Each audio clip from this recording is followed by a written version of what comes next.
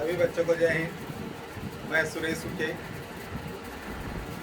शासकीय उच्चतर माध्यमिक विद्यालय कोंटा, जिला सुकमा, छत्तीसगढ़। बच्चों, आज हम कक्षा 10वीं विषय सामाजिक विज्ञान अध्याय 9 दो विश्व युद्धों के बीच जर्मनी में नाजीवाद और दूसरा विश्व युद्ध पढ़ेंगे। लेसन प्लान के अनुसार हमारे अध्यापन बिंदु इस प्रकार है। पहला, पृष्ठभूमि, प्रथम विश्व युद्ध के बाद की स्थिति। दूसरा, दक्षिणपंथी आंदोलन और फांसीवाद। तीसरा, जर्मनी में नाजीवाद। चौथा, नाजी शासन में महिलाओं और पुरुषों के लिए आदर्श। पांचवा, यहूदियों व अन्य का नरसंहार। छठवां, हिटलर की विदेश नीति और द्वितीय विश्व युद्ध। सातवां, आना का सूटकेस। आठवां, भारत और द्वितीय विश्व युद्ध। नौवां, द्वितीय विश्व युद्ध के बाद संयुक्त राष्ट्र की स्थापना। बच्चों, अब हम हमारा लेसन स्टार्ट करते हैं। अध्याय 9 दो विश्व युद्धों के बीच जर्मनी में नाजीवाद और दूसरा विश्व युद्ध। तो प्रथम विश्व युद्ध ने अधिकांश यूरोपीय देशों को आर्थिक रूप से कमजोर कर दिया। इससे उबरने का प्रयास किया जा रहा था, लेकिन महान आर्थिक मंदी से ये पूरी तरह प्रभावित हुए। रूसी क्रांति और बढ़ते समाजवादी व साम्यवादी मजदूर आंदोलनों के कारण हर देश के समाज में आंतरिक तनाव बढ़ गए। हर देश के सामने यह विडंबना थी कि वह किस तरह का रास्ता चुने, उस देश पर किस विचारधारा और किस सामाजिक तबके का वर्चस्व रहे। उन दिनों तीन प्रमुख विचारधाराएं लोगों के बीच अपना प्रभाव बना रही थी। पहली विचारधारा उदारवादी लोकतंत्र, दूसरी विचारधारा समाजवाद साम्यवाद और तीसरी विचारधारा दक्षिणपंथी विचारधारा। उदारवादी लोकतंत्र तानाशाह के खिलाफ था और संवैधानिक सरकार के पक्ष में था, जिसमें चुनाव के माध्यम से सरकार का गठन था और सरकारें चुनी गई जनप्रतिनिधियों के प्रति उत्तरदायी होती थी। नागरिकों के अधिकार और उनकी स्वतंत्रता संवैधानिक रूप से सुरक्षित थी और सारा सरकारी कामकाज कानून के अनुरूप होता था। सामाजिक उठापटक की जगह तर्क पर आधारित सार्वजनिक बहस के आधार पर नीति निर्धारण को महत्व दिया जाता था, ताकि समाज में सहमति के आधार पर निरंतर विकास हो सके। 1919 के बाद कई देशों में उदारवादी संविधान बने और उनके अनुरूप सरकारें भी बनी, लेकिन व्यवहार में यह देखा गया कि उनमें भ्रष्टाचार के माध्यम से धनी वर्ग हावी होते रहे और चुनाव में जीते जनप्रतिनिधि वास्तव में लोगों का प्रतिनिधित्व नहीं कर पाते थे।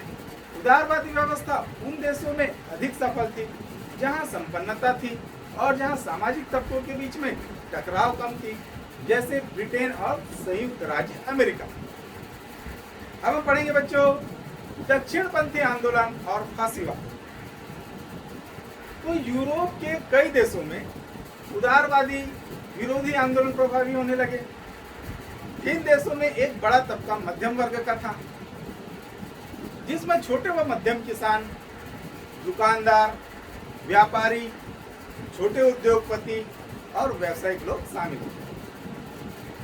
यह वर्ग एक और बड़े पूंजीपतियों के विरुद्ध था, क्योंकि उनकी नीतियों के कारण मध्यम वर्ग के व्यवसाय घाटे का सामना कर रहे थे। 1929 की महामंदी के कारण सबसे अधिक प्रभावित यही वर्ग था। किसानों की जमीन नीलाम हो रही थी, छोटी दुकानें व कारोबार बंद हो रहे थे और बेरोजगारी बढ़ रही थी।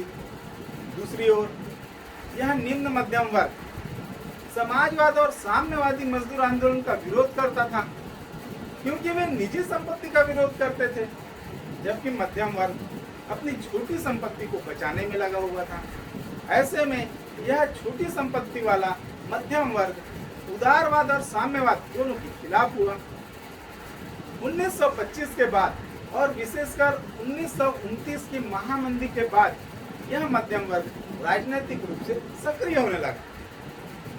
यह आंदोलन चुनावी लोकतंत्र, उदारवाद, कानून का राज, समानता का सिद्धांत, समाजवाद, इन सारी बातों के विरुद्ध था और साथ ही दूसरे देशों के विरुद्ध अति राष्ट्रवादी भी था। इस तरह के विचार फांसीवादी विचार कहे जाने लगे। इन आंदोलनों का फायदा उठाते हुए इटली व जर्मनी में नई फांसीवादी पार्टियां उभरने लगी। फांसीवाद कई प्रकार के थे, मगर उनमें कुछ बातें समान थी। बच्चों, परीक्षा में कई बार आता है फांसीवाद की विशेषताएं लिखिए, तो आपको बताना है फांसीवाद की विशेषताएं। पहला, फांसीवाद अति राष्ट्रवादी थे। वे जताते थे कि राष्ट्र ही थी एकमात्र सर्वोपरि है और राष्ट्र को आमतौर पर देश के बहुसंख्यक समुदाय के बराबर मान लिया जाता था। वे विश्व में अपने राष्ट्र का आधिपत्य स्थापित करना चाहते थे, जिसके लिए सैन्यवाद और युद्ध उन्माद पर जोर देते थे। दूसरा, राष्ट्रवाद। अपने राष्ट्र के अंदर किसी भी प्रकार के द्वंद्व या संघर्ष, जैसे वर्ग संघर्ष, राजनीतिक दलों के बीच प्रतिस्पर्धा, इनको खत्म करना चाहते थे। वे राज्य के हाथ असीमित शक्ति देना चाहते थे, ताकि वह ऐसे संघर्षों का हल अपनी ओर से तय करके सब पर सौंप दे। तीसरा, वे हिंसा में और बलपूर्वक अन्य राजनीतिक दलों, संगठनों आदि को ध्वस्त करने में विश्वास रखते थे। फांसीवाद की चौथी विशेषता, फांसीवाद लोकतंत्र का विरोधी था। फांसीवाद यह मानते थे कि लोकतंत्र, चुनाव, कानूनी प्रक्रिया, नागरिक स्वतंत्रता, नागरिक अधिकार, ये सब राष्ट्र की समस्याओं के हल में बाधा है और एक व्यक्ति तथा एक पार्टी का शासन और तानाशाही राष्ट्र हित के लिए आवश्यक है।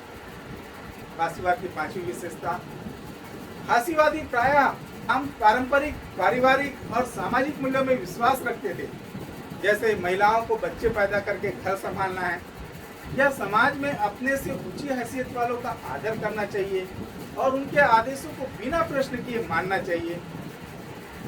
समानता, सबके लिए बराबर अवसर, विविधता के प्रति सम्मान और सहिष्णुता आदि मूल्यों में वे विश्वास नहीं करते थे। छठी विशेषता, वे पार्टी के सर्वोच्च नेता के आह्वान पर देश को निरंतर उद्वेलित करके आंदोलन का निर्माण करते थे। फांसीवाद लगातार जनता को आंदोलन की अवस्था में रखते थे और वह नियंत्रित जन आंदोलन पर निर्भर होता था। लोगों तक संदेश पहुंचाने तथा उनकी भावनाओं को भड़काने के लिए राज्य के मीडिया का जबरदस्त उपयोग किया जाता था। जर्मनी जैसे देशों में फांसीवाद नस्लवाद का रूप धारण करता है और किसी बहुसंख्यक नस्ल की श्रेष्ठता और वर्चस्व को स्थापित करना उसका कथित उद्देश्य होता है। उसके तहत यहूदी जैसे जो अल्पसंख्यक नस्ल या धर्म के लोगों को निशाना बनाया गया और उनके साथ अमानवीय व्यवहार को सही ठहराया गया।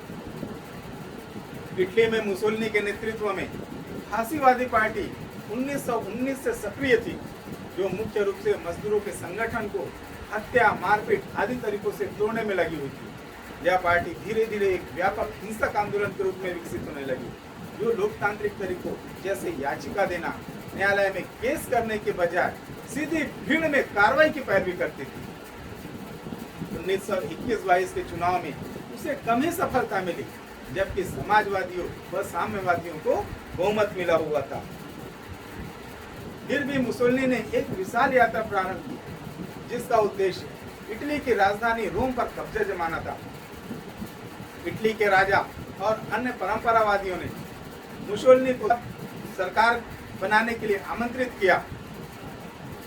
मुसोलिनी के सत्ता में आने के बाद अन्य राजनीतिक दलों व मजदूर संगठनों पर प्रतिबंध लगाया गया। जीवन के हर क्षेत्र और सरकार के हर काम को फांसीवादी पार्टी ने अपने नियंत्रण में ले लिया।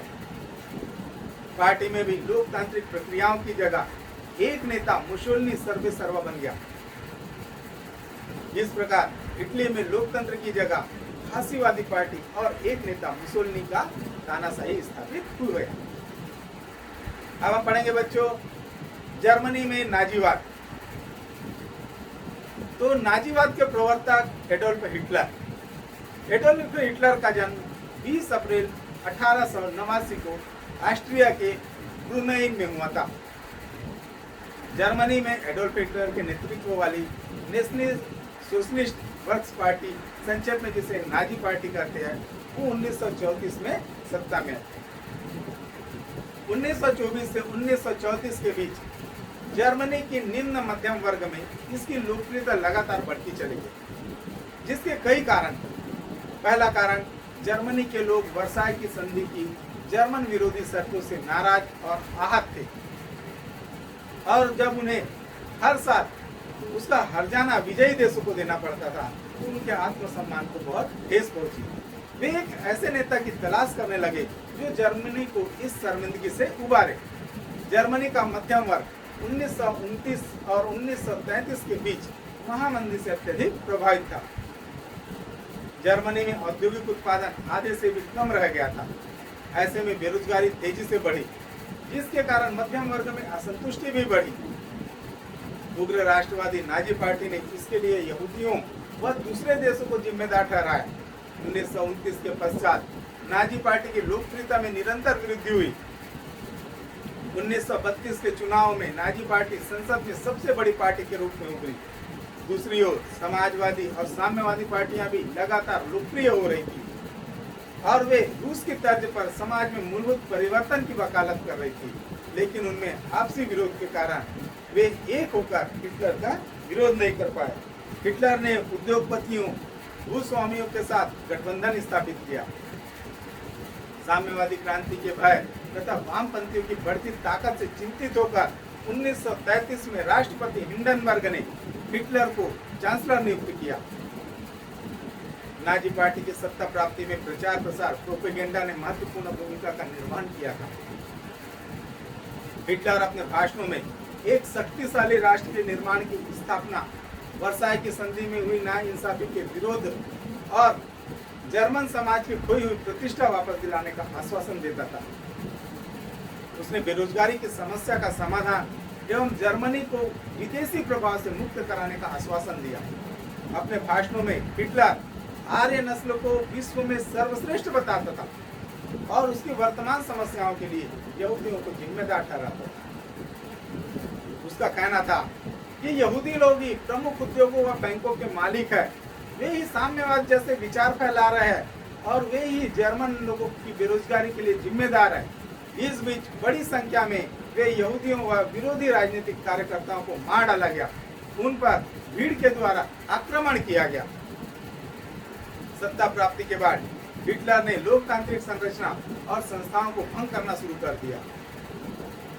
फरवरी 1933 में संसद में लगी आग के लिए साम्यवादियों को दोषी ठहराया गया तथा सभी साम्यवादी नेताओं को गिरफ्तार कर लिया गया। फरवरी 1933 में संसद में पारित अग्नि अध्यादेश फायर डिक्री, इसके जरिए सभी नागरिक अधिकारों को निलंबित कर दिया गया, जो कि नाजी शासन के अंत तक बना रहा। मार्च 1933 में इनेबलिंग एक्ट संसद में पारित किया गया। इस कानून के द्वारा हिटलर ने संसदीय व्यवस्था को समाप्त कर केवल अध्यादेशों के जरिए शासन चलाने की निरंकुश अधिकार प्राप्त कर लिया। नाजी पार्टी एवं उससे संबंधित संगठनों के अलावा सभी राजनीतिक पार्टियों एवं ट्रेड यूनियनों पर पाबंदियां लगा दी गई। अर्थव्यवस्था, मीडिया, सेना, न्यायपालिका, नाजी पार्टी ने सारे लोगों पर अपना नियंत्रण स्थापित कर लिया। संपूर्ण जर्मनी को नाजी विचारधारा के अनुरूप व्यवस्थित एवं नियंत्रित करने हेतु विशेष निगरानी एवं सुरक्षा दस्तों का गठन किया गया। एसएस, अपराध नियंत्रण पुलिस, गेस्तापो, गुप्तचर राज्य पुलिस एवं एसडी, सुरक्षा सेवा जैसी नाजी संस्थाओं को बेहिसाब असंवैधानिक अधिकार प्रदान कर दिए गए। संपूर्ण समाज का नाजीकरण किया गया तथा नाजी वर्क्स पार्टी के खिलाफ विचारधारा रखने वाले सभी समूहों को बलपूर्वक खत्म कर दिया गया। 1933 में यातना शिविर स्थापित किए गए, जिनमें हजारों की संख्या में नाजियों के राजनीतिक विरोधियों को बंदी बनाकर रखा गया, लगातार अपमानित किया गया और अक्सर मार डाला गया। इसके अलावा 1939 तक कम से कम 30,000 से अधिक लोगों को देशद्रोह के नाम पर मृत्यु दंड दे दिया गया। अब हम पढ़ेंगे बच्चों, नाजी शासन के अधीन समाज एवं राज्य।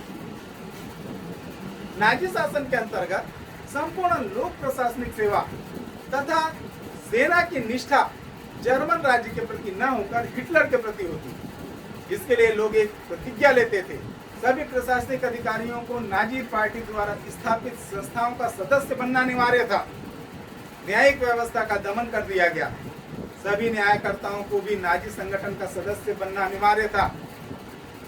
सभी राजनीतिक अपराध संबंधी मामले सुप्रीम कोर्ट के अधिकार से हटाकर नाजी नियंत्रित जन न्यायालयों में स्थापित कर दिया गया, जिसके फलस्वरूप नाजी शासन ने अपने राजनीतिक विरोधियों का तथा कथित विधि सम्मत रूप से सफाया कर दिया। नाजी शासन ने अर्थव्यवस्था को युद्ध अर्थव्यवस्था की संज्ञा दी।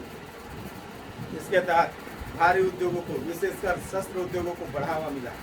सभी श्रमिक संगठनों एवं हड़तालों को प्रतिबंधित कर दिया गया तथा सभी श्रमिकों को नाजी मजदूर संघ का सदस्य बनाया गया, जो मजदूर संघ न होकर नाजी प्रचार प्रसार का मुख्य साधन था।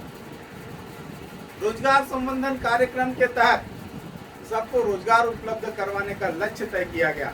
इस परियोजना के तहत विशाल सड़कों का निर्माण, शस्त्र उत्पादन तथा फाक्स वैगन कार निर्माण प्रमुख थे। इन प्रयासों से जनता महामंदी के प्रभाव से तो उबर पाया, मगर उसके औद्योगिकरण का मुख्य ध्येय युद्ध था और युद्ध करने पर ही वह अर्थव्यवस्था कायम रह सकती थी। अब हम पढ़ेंगे बच्चों, नाजी शासन में महिलाओं और पुरुषों के लिए क्या आदर्श दिखाया गया था।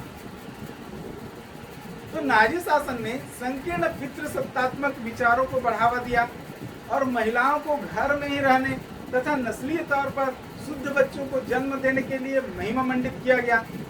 नाजी शासन ने कानून बनाकर विश्वविद्यालयों में महिलाओं की संख्या को 10% कर दिया, जो नाजी शासन से पहले 37% थी।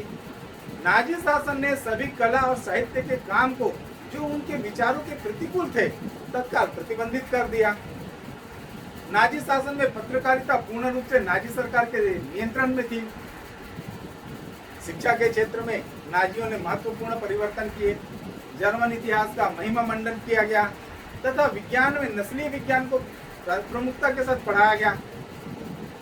साथ ही सभी यहूदियों को अध्यापन कार्य से मुक्त कर दिया गया। अब हम पढ़ेंगे बच्चों, यहूदियों पर नरसंहार। तो मध्यकाल से ही यूरोप के कई देशों में यहूदी विरोधी मानसिकता पाई गई थी, लेकिन हिटलर ने इस मानसिकता का उपयोग जर्मन लोगों को उनके खिलाफ एक होकर खड़े करने के लिए किया। यह प्रचार किया गया कि यहूदी नस्ल ही खराब है और जर्मनी की सभी समस्याओं का कारण यहूदी लोग हैं। यहूदी विरोधी विचारों ने नाजी शासन के दौरान विभत्स रूप धारण कर लिया। सितंबर 1935 में यहूदियों की नागरिकता समाप्त कर दी गई। यहूदियों एवं जर्मनियों के बीच में विवाह पर पाबंदी लगा दिया गया, इसे अपराध घोषित कर दिया गया। यहूदियों पर अनेक तरह के प्रतिबंध लगाए गए। यहूदियों की संपत्ति की जब्ती एवं बिक्री, सरकारी सेवा से निकालना, यहूदी व्यवसायियों का बहिष्कार। 9 एवं 10 नवंबर 1938 में एक भयानक सुनियोजित कार्यक्रम के द्वारा पूरी जर्मनी के यहूदियों की संपत्ति, घरों एवं प्रार्थना घरों को तहस-नहस कर दिया गया। इस घटना को नाइट ऑफ ब्रोकन ग्लास के नाम से जाना जाता है। 1939 के पश्चात सभी यहूदियों को विशिष्ट पहचान हेतु चिन्हित किया जाने लगा। उन्हें जबरदस्ती घेटो बस्तियों में स्थानांतरित कर दिया गया। उनकी सारी संपत्ति छीन ली गई। पूरे जर्मन इलाकों में लगभग 42,500 यातना शिविर बनाए गए। हिटलर ने घोषणा की कि यूरोप के सभी यहूदियों को अंततः मार डाला जाएगा। घेटो बस्तियों के बाद यहूदियों को यातना गृहों में भेज दिया गया, जहां उन्हें गुलामों जैसे काम करना पड़ा। 1941 और 1945 के बीच उन्हें सुनियोजित तरीके से गैस चैम्बरों में मार डाला गया। हजारों यहूदियों को नंगा करके कमरों में बंद कर दिया गया और कमरों में विषैली गैसें छोड़ी गई, जिससे सारे कैदी कुछ ही मिनटों में मारे गए। इस प्रकार 15 लाख बच्चों सहित 60 लाख यहूदियों को मौत के घाट उतार दिया गया। जहां भी जर्मन सेनाओं ने कब्जा किया, वहां के यहूदियों को अलग यातना शिविर में भेज दिया गया और अंततः उन्हें भी विषैली गैसों के माध्यम से मार डाला गया। यहूदियों के अतिरिक्त 50 लाख पुलिस, रूसियों, खानाबदों, जिप्सियों, शारीरिक और मानसिक रूप से अपंग लोगों को नाजी शासन ने यह कहकर मार डाला कि उनके कारण जर्मन नस्ल खराब हो जाएगी। इस पूरे नरसंहार कार्यक्रम को होलोकास्ट के नाम से जाना जाता है। नस्लवाद के माध्यम से विशिष्ट अल्पसंख्यक समुदायों के प्रति घृणा उत्पन्न करने का यह परिणाम था। अब हम पढ़ेंगे बच्चों, हिटलर की विदेश नीति और द्वितीय विश्व युद्ध। 1933 की शुरुआत में हिटलर ने शांतिपूर्ण नीति अपनाने का आश्वासन दिया तथा उसका मुख्य लक्ष्य वर्साई के संधि की अपमानजनक शर्तों को खत्म करना था और जर्मन के लिए समानता की स्थिति प्राप्त करना था। वह चाहता था कि किसी भी तरीके से जर्मनी 1919 में खोए गए क्षेत्रों को वापस ले। 1933 में हिटलर की जर्मनी ने पुनः सशस्त्रीकरण की नीति अपनाई और धीरे धीरे हवाई जहाजों, टैंकों और पनडुब्बियों से लैस सशक्त सेना का निर्माण किया। 1935 में हिटलर ने वायुसेना एवं सेनाओं में अनिवार्य भर्ती जैसी घोषणा की, जो सीधे तौर पर वर्साई की संधि की अवहेलना थी। 1935 में सार घाटी को जनमत संग्रह के द्वारा जर्मनी में मिला लिया गया। मार्च 1936 में जर्मन सैनिकों ने राइनलैंड पर पुनः अधिकार कर लिया। 1936 में हिटलर ने इटली के फांसीवाद शासक मुसोलिनी और जर्मनी के साथ सोवियत रूस विरोधी समझौता किया। उसी वर्ष उसने अपनी सेना को स्पेन के फांसीवादी सैनिक तानाशाह की मदद के लिए भेज दिया और अपने नए हथियार एवं सैन्य व्यवस्था का परीक्षण किया। इस बीच हिटलर ने भाप लिया कि ब्रिटेन और फ्रांस जर्मनी से अभी युद्ध करना नहीं चाहते और अपने आप को रूस के बीच हिटलर को खड़ा करना चाहते थे। ब्रिटेन की इस नीति को हिटलर तुष्टीकरण की नीति कहते हैं। इसका फायदा उठाते हुए हिटलर ने 1939 में ऑस्ट्रिया और चेकोस्लोवाकिया पर कब्जा कर लिया। 1939 के अंत में उसने सोवियत रूस के साथ अनाक्रमण समझौता किया, जिसके तहत दोनों देश एक दूसरे पर आक्रमण न करने पर सहमत हुए। सितंबर 1939 में जर्मनी ने पोलैंड पर आक्रमण करके उसे अपने कब्जे में कर लिया। पोलैंड के साथ जो अमानवीय व्यवहार हुआ उससे विश्व स्तब्ध हो गया।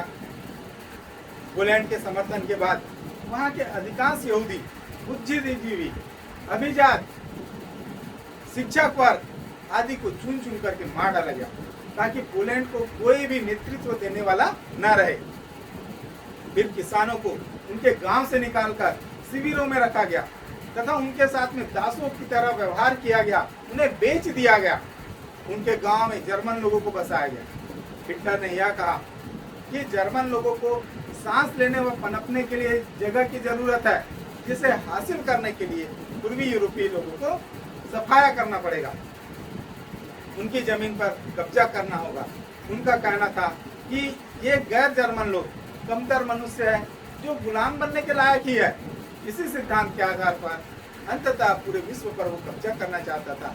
हिटलर ने जर्मन लोगों को आश्वासन दिया कि जब वे दूसरे देशों पर कब्जा करेंगे तो उन देशों की संपदा का दोहन कर पाएंगे और इससे हर जर्मन का जीवन बेहतर होगा। जर्मन सैनिकों को यह बताया गया कि वे दूसरे देश के लोग कमतर मनुष्य है जो जर्मन नस्ल के आगे टिक नहीं पाएंगे और जल्द ही हार जाएंगे। पोलैंड के समर्थन में ब्रिटेन एवं फ्रांस ने 1939 में जर्मनी के विरुद्ध युद्ध की घोषणा कर दी। इसी कदम ने विश्व युद्ध का स्वरूप ले लिया। जर्मनी ने तेज युद्ध की रणनीति अपनाकर उत्तरी यूरोप और फ्रांस पर 1940 के मध्य तक कब्जा कर लिया। जर्मन सेनाओं ने उत्तरी अफ्रीका में प्रवेश करके ब्रिटेन के उपनिवेशों पर हमला किया। इसी बीच इटली और जापान भी जर्मनी के समर्थन में कूद गए। तीनों मिलकर दूरी राष्ट्र कहलाए। 1941 में जापान ने संयुक्त राज्य अमेरिका पर हमला किया और जर्मनी ने रूस पर आक्रमण किया। दोनों देशों का युद्ध में प्रवेश निर्णायक रहा।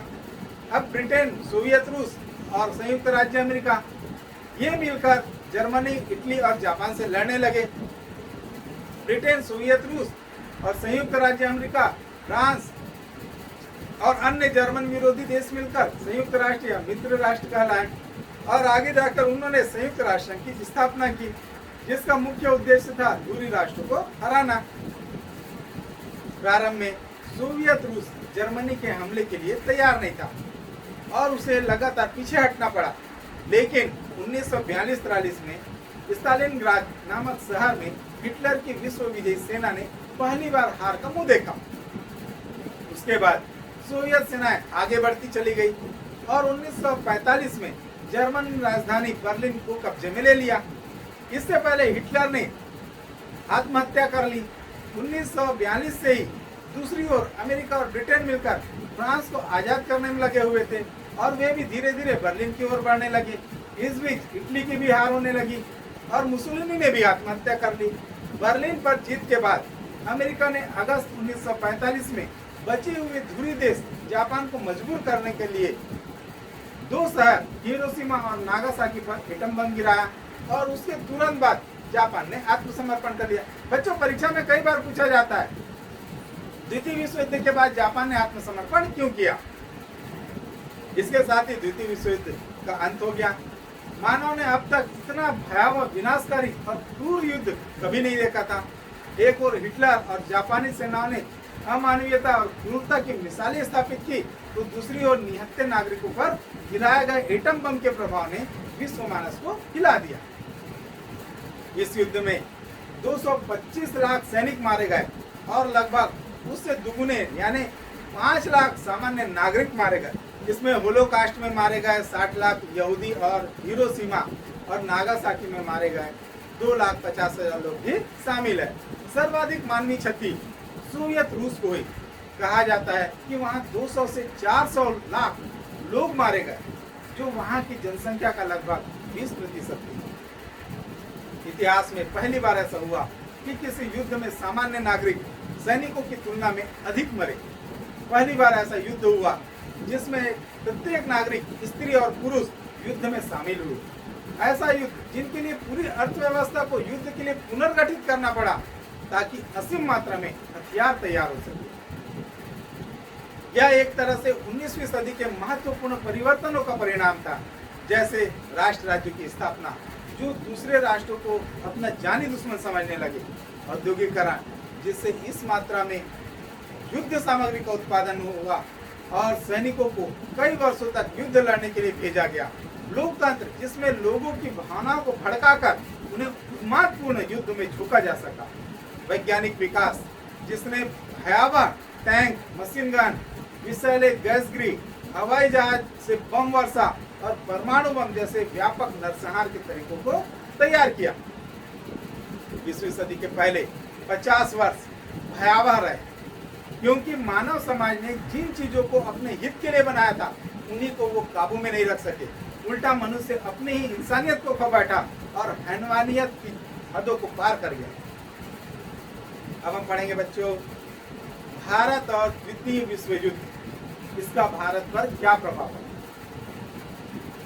एक बार फिर अंग्रेजी सरकार ने भारतीयों से सलाह किए बिना भारत को युद्ध में छोड़ा। भारतीय सेना को जापान से लड़ने के लिए बर्मा और सिंगापुर भेज दिया गया। जर्मनी व इटली से लड़ने के लिए भारतीय सेना को अफ्रीका भेज दिया गया। सेना के उपयोग के लिए भारी मात्रा में अनाज, कपड़े आदि का सामान खरीदा गया। इस कारण भारत में कीमतों में भारी वृद्धि हुई और आम लोगों को अनेक प्रकार के अभावों का सामना करना पड़ा। इसका सबसे भयानक प्रभाव 1943 में बंगाल के अकाल के रूप में सामने आया, जिसमें 30 लाख से अधिक लोग भूखमरी और महामारी के कारण मर गए। यह अनाज उत्पादन की कमी के कारण नहीं हुआ, मगर सेना के लिए सरकार द्वारा खरीदी के कारण यह अनाज उत्पादन के अभाव का कारण बना। व्यापारी मौके पर फायदा उठाकर अनाज की जमाखोरी करने लगे और अधिक से अधिक धन कमाकर माला माल हो रहे थे। अगर सरकार प्रयास करती तो पर्याप्त मात्रा में अनाज को बचाकर लोगों को बचाया जा सकता था, मगर उपनिवेशी शासन ने ऐसा कोई कदम जनहित में नहीं किया। लेकिन उसी समय भारतीय व्यापारियों और उद्योगपतियों ने युद्ध की वजह से बड़ी मांग के कारण काफी मुनाफा कमाया और धनी हो गए। विश्व युद्ध में हमारी नीति क्या हो, इसे लेकर राष्ट्रवादी आंदोलन में गहरे में मतभेद उतरे। कुछ लोगों को ऐसा लगा कि हमें मौके का फायदा उठाना चाहिए और जर्मनी और जापान से मदद लेकर अंग्रेजों को भारत से भगाने का प्रयास करना चाहिए। इनमें से कई प्रमुख नेता थे। नेताजी सुभाष चंद्र बोस, जिन्होंने जर्मनी और जापान की मदद से सिंगापुर में आजाद हिंद फौज को स्थापित किया और वहां से नागालैंड और मणिपुर की ओर बढ़ने लगे। गांधी जी, नेहरू और पटेल जैसे नेता इसके विरुद्ध थे। वे मानते थे कि जर्मनी और जापान की अलोकतांत्रिक और अमानवीय नीतियों का समर्थन नहीं करना चाहिए। उनका मानना था कि भारतीयों को जर्मनी का समर्थन किए बिना अंग्रेजों से लड़ना चाहिए। 1942 में गांधी जी के नेतृत्व में भारत छोड़ो आंदोलन शुरू किया गया, लेकिन साम्यवादी मानते थे कि हिटलर को हराना विश्व में लोकतंत्र और समाजवाद को बचाने के लिए महत्वपूर्ण है। जब तक युद्ध समाप्त नहीं हो जाता, अंग्रेजों का विरोध नहीं करना चाहिए। लेकिन युद्ध समाप्त होते ही तीनों धाराएं फिर एक साथ हुई और नेहरू सहित अन्य कांग्रेस नेता आजाद हिंद फौज के सिपाहियों की रक्षा में जुट गए और साम्यवादी दल भी फिर से आंदोलन में सक्रिय हो गए। युद्ध का एक महत्वपूर्ण परिणाम यह हुआ कि ब्रिटेन अंतर्राष्ट्रीय स्तर पर कमजोर हो गया और अब संयुक्त राज्य अमेरिका और सोवियत रूस के सबसे अधिक शक्तिशाली होने के कारण भारत को स्वतंत्रता दिलाने के लिए अनुकूल परिस्थितियां बनी। अब हम पढ़ेंगे बच्चों, तो विश्व युद्ध में जीत का श्रेय मुख्य रूप से सोवियत रूस, संयुक्त राज्य अमेरिका और ब्रिटेन को जाता है। इन तीनों देशों ने यह तय किया कि सर्वप्रथम नाजी शासन व्यवस्था को विकसित करना है और नाजी शासन व्यवस्था को पहचान कर उन्हें नरसंहार के लिए दंड देना चाहिए। विभिन्न अमानवीय कृत्यों के लिए नाजी अधिकारियों को दंड दिया गया, लेकिन केवल 11 को मृत्यु दंड दिया गया और उनके अपराधों की तुलना में जो काफी कम अपराध था, बाकी को कारावास और आजीवन कारावास मिला, जो उनके अपराधों की तुलना में बहुत कम था। यह इसलिए क्योंकि विजयी राज्य जर्मनी के प्रति अधिक कठोर नहीं बनना चाहते थे। फिर एक बार यूरोप का नया नक्शा बनाया गया। यूरोप का वह हिस्सा जिसे सोवियत रूस ने आजाद किया, वह अब रूस के प्रभाव क्षेत्र में बना और जापान सहित बाकी हिस्सों पर अमेरिका का प्रभाव क्षेत्र बना। जर्मनी का विभाजन हुआ और उसका पूर्वी भाग रूस के और पश्चिमी भाग अमेरिका के प्रभाव क्षेत्र में गया। पोलैंड, चेकोस्लोवाकिया, हंगरी, यूगोस्लाविया रूसी प्रभाव क्षेत्र में रहकर स्वतंत्र राष्ट्र राज्य के रूप में स्थापित हुए। इसी प्रकार पश्चिमी Germany, France, Holland, Italy, Greece आदि देश अमेरिकी प्रभाव क्षेत्र में रहकर स्वतंत्र राष्ट्र राज्य बने। जापान में वहां के राजा का शासन जारी रहा, मगर अमेरिकी तत्वाधान में चुनाव के द्वारा नई सरकार बनी और उसने एक नए लोकतांत्रिक संविधान का निर्माण किया। अमेरिका और रूस दोनों ने अपने प्रभाव क्षेत्र के कई देशों के आर्थिक पुनरुद्धार की योजना बनाई ताकि युद्ध से जिन देशों का विध्वंस हुआ है वे फिर से विकास कर सके। इस बीच यह प्रस्ताव आया कि यहूदियों के लिए उनके पौराणिक शहर यरूशलेम के आसपास एक अलग देश बने। यह वास्तव में अरब लोगों के क्षेत्र में था। वहां के रहने वाले फिलिस्तीनी लोगों ने इसका विरोध किया। फिर भी अमेरिकी सरकार की मदद से 1948 में यहूदियों का देश इजराइल बना। अब हम पढ़ेंगे बच्चों संयुक्त राष्ट्र संघ की स्थापना। जैसे ही युद्ध में जर्मनी की हार की शुरुआत हुई, एक नए अंतर्राष्ट्रीय संगठन के लिए प्रयास शुरू हो गया। ब्रिटेन, रूस और अमेरिका के नेताओं ने कई बार मिलकर भावी विश्व व्यवस्था और इस प्रस्तावित संगठन की रूपरेखा पर विचार करना प्रारंभ किया। युद्ध समाप्ति के बाद 24 अक्टूबर 1945 में 51 देशों ने मिलकर संयुक्त राष्ट्र संघ की स्थापना की। बच्चों, परीक्षा में कई बार पूछा जाता है कि संयुक्त राष्ट्र संघ की स्थापना कब हुई और संयुक्त राष्ट्र संघ के प्रारंभिक में कितने सदस्य थे। तो आपको बताना है संयुक्त राष्ट्र संघ की स्थापना 24 अक्टूबर 1945 को हुई और प्रारंभ में इसके 51 सदस्य थे। संयुक्त राष्ट्र संघ का मुख्य उद्देश्य विश्व में शांति स्थापित करना और अन्य देशों के बीच में आपसी विकास एवं सहयोग को बढ़ाना, हर देश की आंतरिक प्रभुसत्ता का सम्मान करना, अंतर्राष्ट्रीय रिश्तों में न्याय और देशों के अंदर मानव अधिकारों व सामाजिक विकास को बढ़ावा देना ध्यान में रखा गया। राष्ट्र संघ मुख्य रूप से सदस्य राष्ट्रों की सहमति के आधार पर ही काम करता था और उसके पास अपने निर्णयों को लागू करवाने की ताकत नहीं थी। संयुक्त राष्ट्र संघ ने यह ध्यान रखा कि किसी भी महत्वपूर्ण निर्णय पर अगर प्रमुख देशों की सहमति हो तो उसे उन देशों के सैनिक बल के आधार पर लागू करवा सके। उस समय 5 प्रमुख सदस्य देशों संयुक्त राष्ट्र संघ को विशेष स्थान दिया गया। ये प्रमुख देश थे संयुक्त राज्य अमेरिका, ब्रिटेन, फ्रांस, सोवियत रूस और चीन। इन्हें संयुक्त राष्ट्र सुरक्षा परिषद के स्थायी सदस्य बनाया गया और प्रत्येक को यह अधिकार भी दिया गया कि वह किसी भी निर्णय पर आपत्ति होने पर उसे रोक लगा सकता है, जिसे वीटो अधिकार कहते हैं। जब इन सदस्य राष्ट्रों के बीच किसी मुद्दे पर सहमति बन जाती है तो वे मिलकर उसे लागू करवा लेते हैं। सुरक्षा परिषद के अलावा संयुक्त राष्ट्र संघ के सभी सदस्यों की आम सभा भी होती है, जिसमें कई मसलों पर विचार विमर्श और निर्णय होता है। इनके अलावा एक अंतर्राष्ट्रीय न्यायालय भी स्थापित हुआ, जिनमें देशों के बीच विवादों को सुलझाया जा सके और अंतर्राष्ट्रीय कानून और संधियां ठीक से लागू हो। देशों के बीच सहयोग और विकास के लिए कई अंतर्राष्ट्रीय एजेंसियां बनाई गई, जैसे यूनेस्को, यूनिसेफ, विश्व स्वास्थ्य संगठन, विश्व श्रम संगठन, अंतर्राष्ट्रीय मानवाधिकार आयोग आदि। संयुक्त राष्ट्र संघ विभिन्न समस्याओं के बावजूद पिछले 70 वर्षों से विश्व शांति में विकास और सहयोग के लिए काम कर रहा है, जो तृतीय विश्व युद्ध के खतरे को टालने में सफल रहा है। अब हम पढ़ेंगे बच्चों हाना का सूटकेस। यहाँ पर ध्यान देने योग्य बात है बच्चों, होलोकास्ट क्या है, परीक्षा में पूछा जाता है। तो होलोकास्ट जर्मनी में यहूदियों के प्रति नरसंहार कार्यक्रम के यातना शिविर को होलोकास्ट के नाम से जाना जाता है।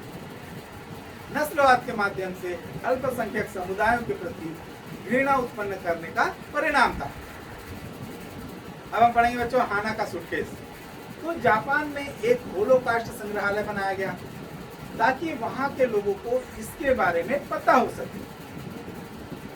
इसमें प्रदर्शित करने के लिए ऑस्टविट्ज यातना शिविर से कुछ सामग्री आई थी, जिसमें से एक सूटकेस जो सबको आकर्षित कर रही थी, यह उन सूटकेसों में से था जिनमें विषैली गैसें, कमरों में मारे गए लोगों के सामान थे। सूटकेस पर लिखा था हाना ब्रैंडी, जन्म 1931, अनाथ। यानी इस अनाथ बच्ची को उसके 13वें साल में मारा गया था। इस पर जापानी बच्चों के बहुत सारे सवाल थे। वह कौन थी, कहाँ की रहने वाली थी, वह क्यों अनाथ हुई, उसे क्यों मारा गया आदि। पर संग्रहालय की इस निर्देशिका के पास उनके उत्तर नहीं थे, तो उन्होंने हाना के बारे में पता लगाने की कोशिश की। कई वर्षों के बाद आखिर में पता चला कि हाना का एक बड़ा भाई कनाडा देश में जीवित है। उसने एक पत्र में हाना की कहानी बताई। हाना का परिवार चेक रिपब्लिक के नोवे मेस्टो शहर में रहता था। वे यहूदी थे। जब 1939 में नाजियों का कब्जा हुआ तो यहूदियों पर मुसीबतों का पहाड़ टूट पड़ा। नाजियों ने यहूदियों पर स्कूल, सिनेमा, पार्क आदि में जाने पर रोक लगा दी। घर से बाहर निकलते समय यहूदियों को एक पहचान निशान पहनना पड़ता था। धीरे धीरे नाजी यातना शिविर में ले जाने के लगे। एक दिन हाना की माँ को ले गया और दूसरे दिन उसके पिता को ले गया। तब हाना 11 साल की नहीं हुई थी। उसके जन्मदिन पर माँ ने शिविर से उसे एक तोहफा भेजा था, जो उसे मिली आखिरी खबर थी। भाई और बहन अब अकेले थे। 14 मई 1942 को उन दोनों को एक यातना शिविर में भेजा गया, जहां वे 2 साल रहे। 23 अक्टूबर 1944 को हाना को ऑस्टविट्ज भेज दिया गया, जहां उसे गैस से मार दिया गया। भाई गुलामी कर रहा था। इस बीच नाजियों का राज खत्म हो गया। उसे अपनी बुआ के माध्यम से पता चला कि उसके माता पिता और बहन को मार दिए गए हैं। भाई ने लिखा, मेरी दुनिया उसी पल खत्म हो गई। मैं आज भी हाना के नन्हे हाथों को महसूस करता हूँ। मैं उसे बचा नहीं सका। मुझे इस बात का बहुत दुख है। तो बच्चों, इसी के साथ ही हमारी आज की यह क्लास यहीं पर समाप्त होती है। मैं उम्मीद करता हूँ आपको मेरी ये क्लास पसंद आई होगी। इसे ज़्यादा से ज़्यादा लाइक करें, शेयर करें, स्वस्थ रहें। धन्यवाद। जय हिंद।